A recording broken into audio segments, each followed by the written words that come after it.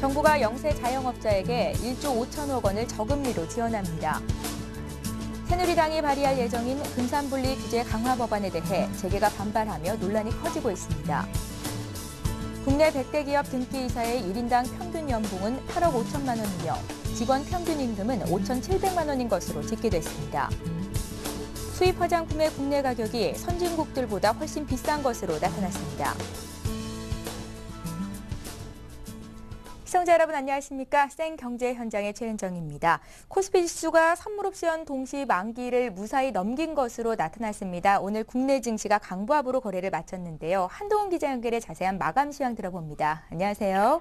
네, 안녕하세요. 예, 한 기자 오늘 마감 시황부터 자세히 전해주십시오. 네, 코스피 지수가 선물옵션 동시 만기를 맞아 강보합세로 마감했습니다. 13일 코스피 지수는 전날보다 0.66포인트 오른 1950.69의 거래를 마쳤습니다. 전날 독일 헌법재판소가 유럽 안정화기구에 대해 합헌 결정을 내렸지만 미국 연방공개시장위원회를 앞두고 관망 심리가 작용했고요. 또 선물옵션 동시 만기를 맞아 프로그램 매물이 대부분 2월되면서 지수에는 큰 영향을 주지 않았습니다.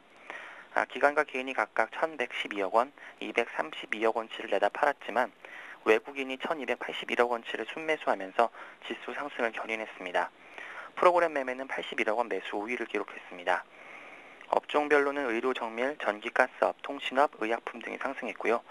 반대로 음식료품이 1.32% 하락했고 운수창고, 은행, 서비스업도 약세를 보였습니다. 시가총액 상위 종목 가운데에서는 삼성전자가 애플의 아이폰 5 출시에도 불구하고 0.54% 상승했고요. 한국전력, 기아차, LG전자 등도 강세를 보였습니다. 반면 SK하이닉스, 현대차, KB금융 등이 하락했습니다. 거래량은 9억 6,899만 주, 거래대금은 5조 9,686억 원을 기록했습니다. 예, 오늘 한국은행의 기준금리 발표와 선물옵션 동시 만기라는 빅 이벤트가 겹치면서 국내 증시 향방에 투자자들의 촉각이 곤두세워졌었는데요. 무난히 넘어갔다는 평가군요. 네, 오늘 만기를 맞은 코스피 200 9월물이 전날보다 0.08포인트 하락한 256.87을 기록하면서 선물과 현물의 가격 차인 베이시스가 마이너스 0.27까지 떨어졌는데요. 베이시스의 낙폭이 커지면서 대규모 청산 물량이 쏟아질 수 있는 상황이었습니다. 실제로 당초 시장에서는 장 막판 프로그램 매매를 통해서 4천억 원이 넘는 매도 물량이 나올 것으로 추정했는데요.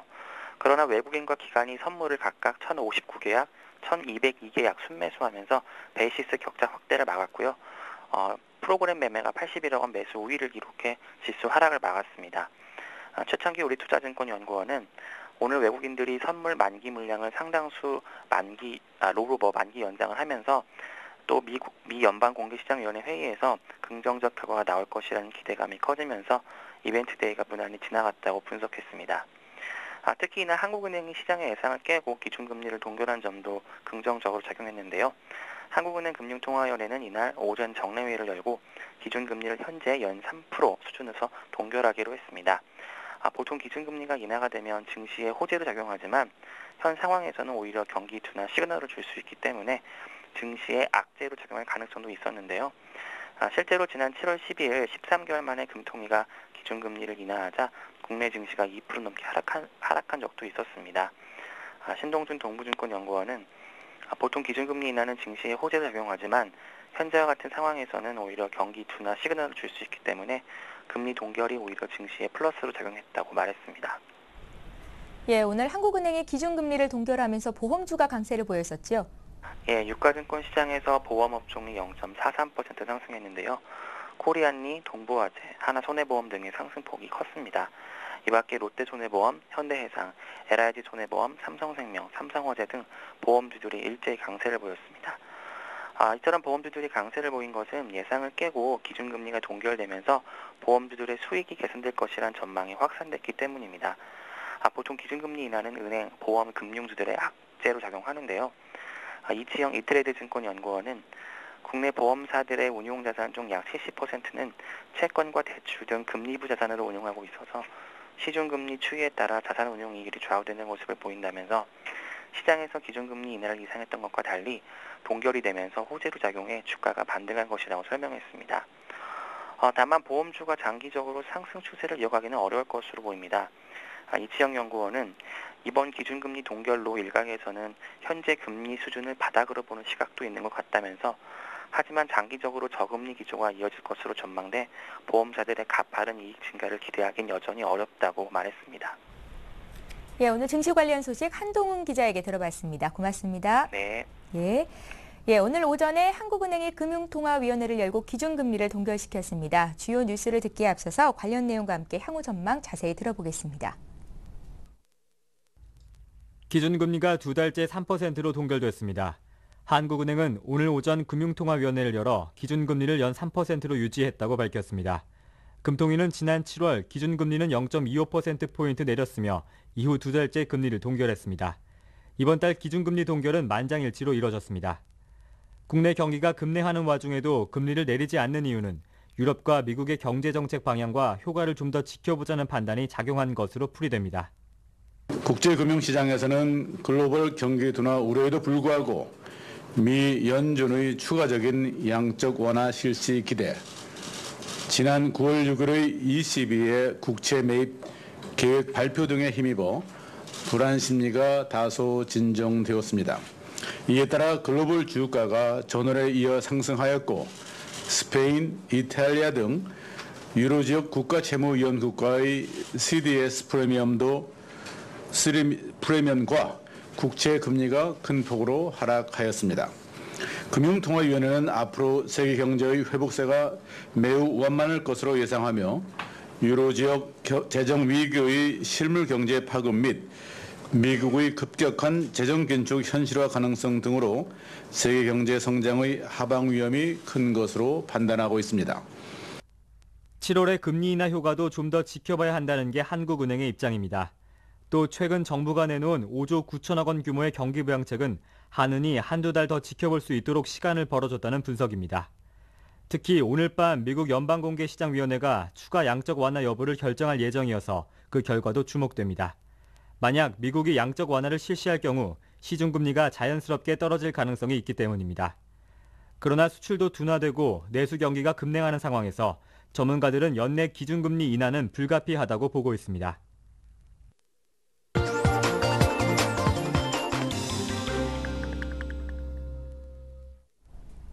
오늘의 주요 뉴스를 전해드립니다.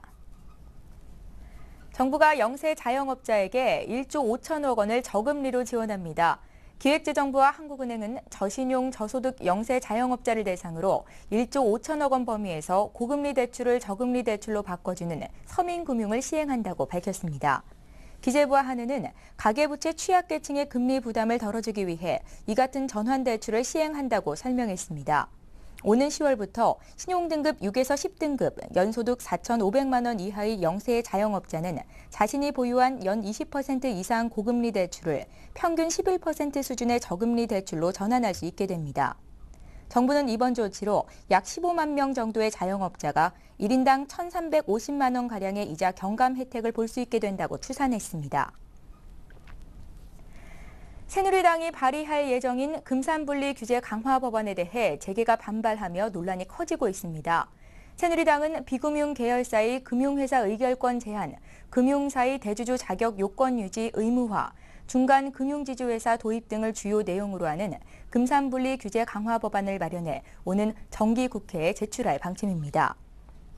이 같은 입법안에 대해 전국경제인연합회는 외국 자본과의 차별뿐 아니라 금융산업 발전에 저해된다며 전면 재검토를 요구하고 나섰습니다.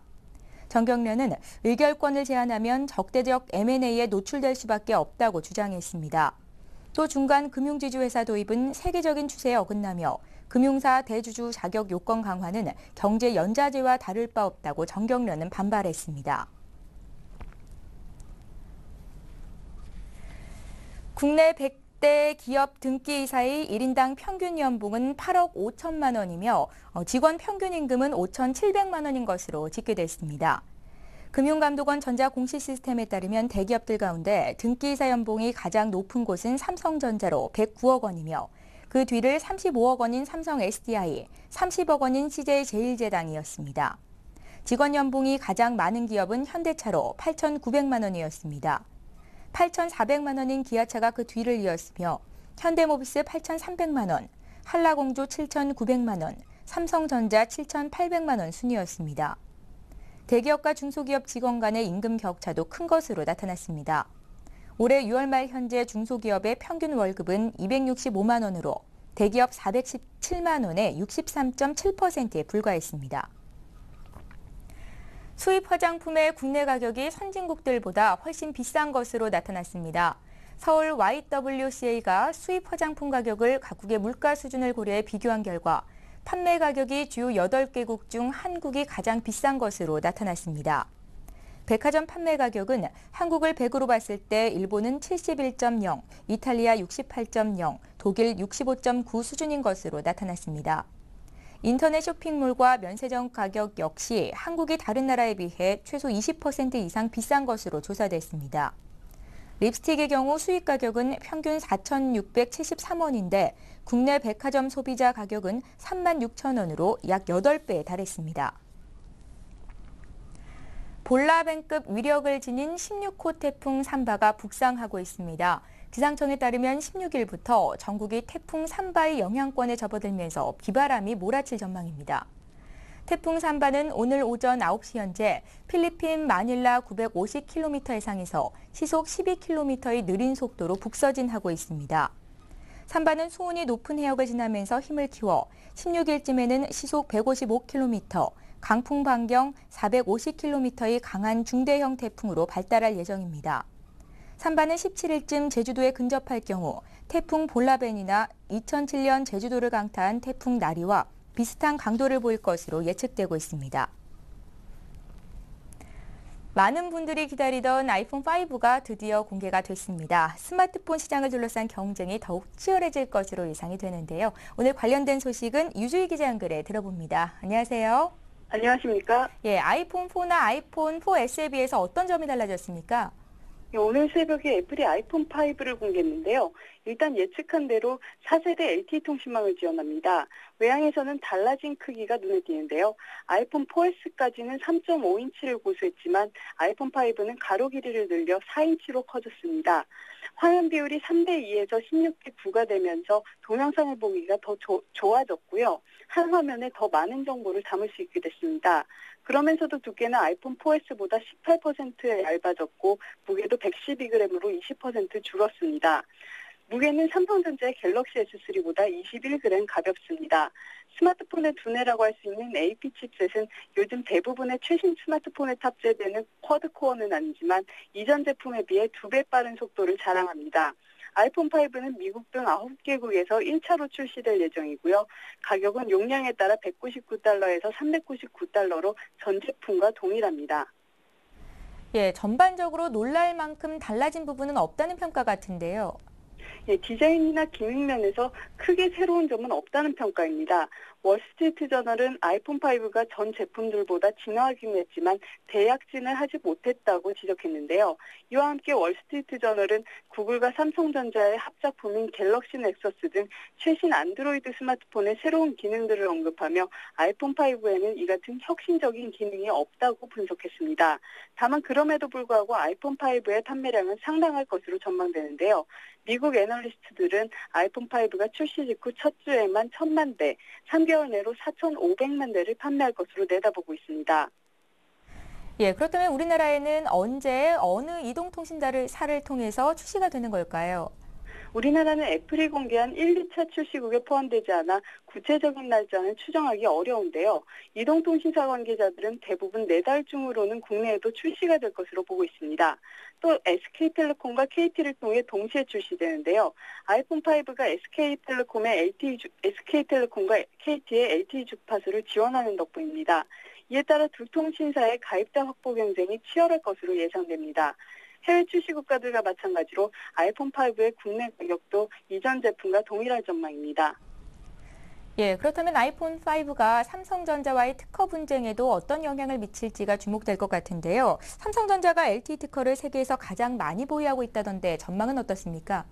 말씀하신 대로 삼성전자의 LTE 특허는 819건으로 세계에서 가장 많은데요. 앞서 미국에서의 특허 분쟁에서 미국 법원이 애플의 손을 들어준 이후로 양사의 특허 분쟁이 점점 가열되는 분위기인 만큼 LTE 특허 전쟁까지 벌어지는 것 아니냐는 전망도 제기됩니다.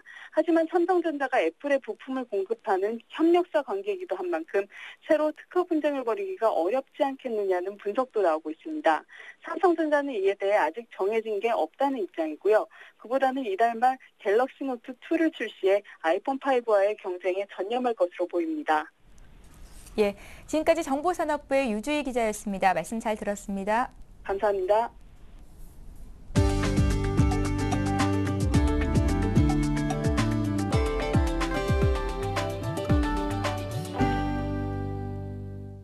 올해 하반기부터 주요 대기업들이 저소득층을 우대하는 열린 채용을 실시합니다.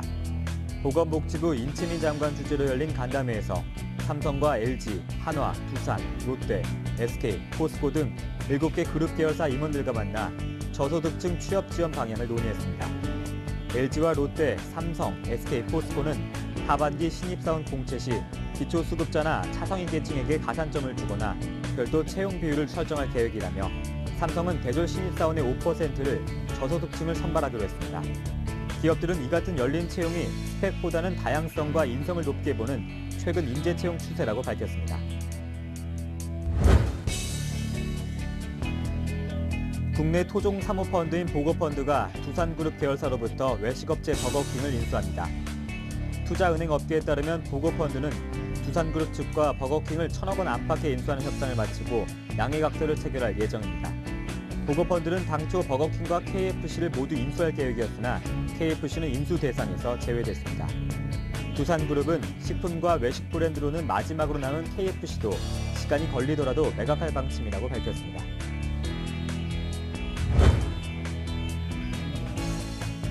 LG전자가 건물 에너지 관리 시스템 사업에 진출합니다.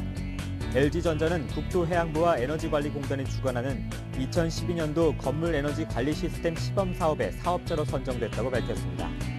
LG전자는 신라대와 공동으로 캠퍼스에 설치된 냉난방 조명장치 등과 관련한 에너지 최적화 솔루션 사업을 추진합니다.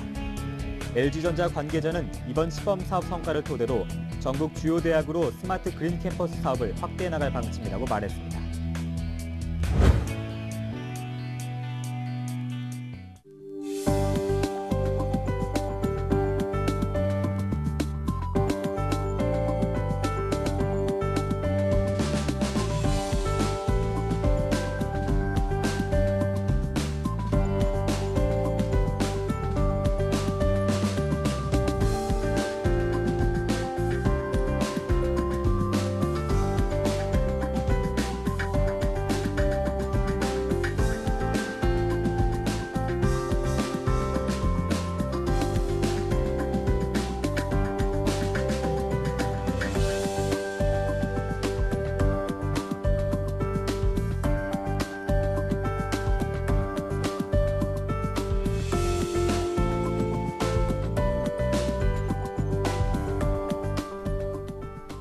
오늘 생경제 현장은 여기까지입니다. 저희는 내일 이 시간에 다시 찾아뵙겠습니다. 시청해주신 여러분 고맙습니다.